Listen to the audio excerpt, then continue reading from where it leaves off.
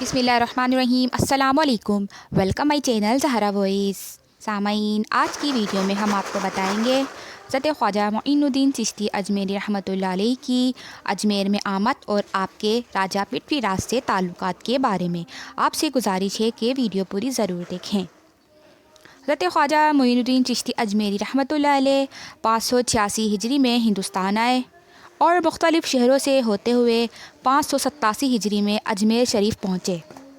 اس وقت اجمیر میں راجہ پرتھوی راج کی حکومت تھی اور پنجاب اور راجپوتانہ کا علاقہ شہاب الدین غوری کی ترک تازیوں کی جولان گاہ بنا ہوا تھا۔ پنجاب سے غزنوی حکومت کا خاتمہ ہو چکا تھا۔ اب لاہور اور ملتان پر غوری سلطنت کا پرچم لہرا رہا تھا۔ پرتھوی راجہ کی والدہ بڑی نجومی تھی۔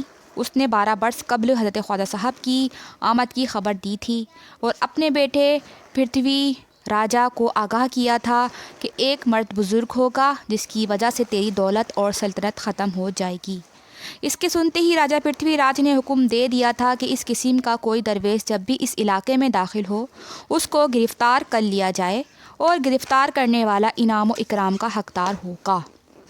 جب اجمیر شریف میں آپ داخل ہوئے تو لوگوں نے آپ کو ستانا اور پریشان کرنا شروع کر دیا۔ آپ کو رات کو قیام کرنے کے سلسلے میں اپنی جگہ تبدیل کرنی پڑی، مگر چونکہ آپ تو اجمیر شریف میں مستقل رہنے کی غرض سے آئے تھے، عارضی آپ کی آمد نہ تھی، اس لیے جب کوئی راجہ پرتھوی کی طرف سے آپ کو تنگ کرنے کی غرض سے آتا تو آپ اس کی طرف آیت الکرسی پڑھ کر مٹی کے چند ذرات پھینک دیتے، جس کی برکت سے خود ہی ان کے جسم خشک ہو جاتے اور وہ واپس چلے جاتے۔ بڑے بڑے جادوگر حلقہ بگوش اسلام ہوئے۔ خواجہ صاحب اس کی راجدھانی میں بیٹھے اللہ تعالیٰ کے فضل و کرم سے اس کی رعایا کے دل اپنے حسن و اخلاق اور کردار سے مسخر کر رہے تھے۔ آپ نے تھوڑے ہی دنوں میں اپنے اخلاق، پیام محبت، پاک باز زندگی، غرض اپنی صورت و سیرت کا لوگوں کے دلوں پر ایسا نقش بٹھایا کہ انہیں اپنا گرویدہ بنا لیا۔ پرتھوی راجہ نے آپ کی آمد کو مختلف انداز و طریقے سے ناپسندیدگی کا اظہار کیا۔ آپ کا فیض رسانی کا حلقہ وسیع سے وسیع تر ہوتا چلا گیا اور پرتھوی حالات کا جائزہ لے کر پیچ و خم کھاتا رہا۔ اس نے اپنے ملازم کو بھی آپ کے یہاں بیعت کرنے کے لیے روانہ کیا، مگر آپ سفارشی لوگوں کو حلقہ عقیدت میں شامل نہ کرتے تھے۔ پرتھوی راج کا ایک ملازم آپ کے حلقہ عقیدت میں شامل ہوا تو پرتھوی راج اس کے بڑا خلاف ہو گیا اور طرح طرح سے تنگ کرنا شروع کر دیا۔ آپ نے اس کی سفارش کی، مگر وہ سفارشی خط دیکھ کر آگ بگولا ہو گیا اور علی الاعلان ظاہر کر دیا کہ ہر فقیر مشکوک ہے، انہیں یہاں سے نکال دیا جائے، لیکن کوئی قدم اٹھانے کے اہل نہ تھا، صرف لوگوں کو آپ کے خلاف بھڑکاتا رہا۔ مگر اس میں بھی کامیابی حاصل نہ ہوئی تو راہ رسم بڑھانے شروع کیے، مگر آپ تو اللہ والے تھے، آپ کو پرتھوی راج کی منافقت کا علم تھا۔ پرتھوی نے اپنے ایک ملازم کو آپ کی خدمت میں بھیجا کہ اس کو مرید بنا لیا جائے، مگر آپ نے اس کو مرید بنانے سے انکار کر دیا، کیونکہ مرید بننے کے لیے جن خوبیوں کا ہونا ضروری ہوتا ہے وہ اس کے اندر موجود نہ پائیں۔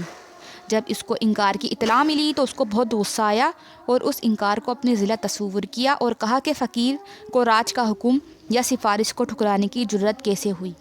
پرتھوی نے اس بات کو بہانہ بنا کر شہر سے نکل جانے کا حکم دے دیا۔ جب آپ کو خبر پہنچی تو آپ نے فرمایا کہ ہم نے پتھورا کو گرفتار کر کے مسلمانوں کے حوالے کر دیا، مگر جب پرتھوی کے کارندے حکم لے کر آپ کے یہاں آئے تو آپ نے جواب دیا کہ 3 دن ٹھہر جا، پھر جیسے نکلنا ہوگا وہ خود ہی نکل جائے گا۔ دوسرے دن معلوم ہوا کہ شہاب الدین غوری کے سفیر راجہ کے پاس آئے، حکم لائے کہ پرتھوی راج قلعہ ہٹھنڈا سے اپنا قبضہ اٹھائے اور اسے سلطان کے حوالے کر دے۔ اگر اس نے انکار کیا تو جان لے کے سلطان ایک زبردست لشکر لے کر پہنچ رہے ہیں، پھر اس کے لیے کوئی جائے پناہ نہ رہے گی۔ مگر پرتھوی نے شہاب الدین کے سفیر کو سخت جواب دے کر واپس کر دیا اور خود جنگ کے لیے تیار ہو گیا۔ نارائن کے مقام پر دونوں فوجوں میں مقابلہ ہوا، جس میں پرتھوی راج گرفتار ہو کر قتل ہو گیا۔ اسی طرح حضرت خواجہ صاحب کی پیش گوئی صداقت پر مبنی ثابت ہوئی۔ ان کے بعد شہاب الدین غوری اجمیر شریف میں آیا کہ خواجہ صاحب کی خدمت بھی حاضر ہو کر نذرانہ عقیدت حاصل کیا۔ خواجہ صاحب نے بڑی محبت اور لطف کا برتاؤ کیا اور دعا کے ساتھ رخصت فرمایا۔ یہ واقعہ سن 589 ہجری کا ہے۔ شکریہ۔